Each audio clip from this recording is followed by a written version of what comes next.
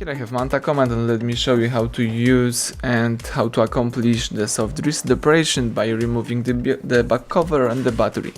So let's suppose that your phone hangs and is not responding, so the best way to restart your device is to remove your battery and back cover.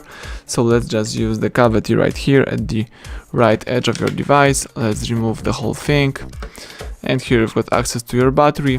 Remove the battery by using the following cavity, and that's it. Let's just remove your battery for about 5 to 10 seconds just to reset your device, then put back the battery in the same way.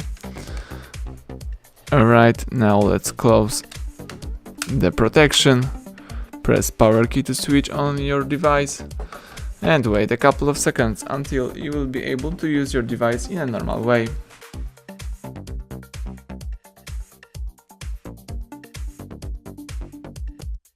Excellent, now you can use your phone. So everything went well, thank you for watching, please subscribe our channel, leave thumbs up under the video.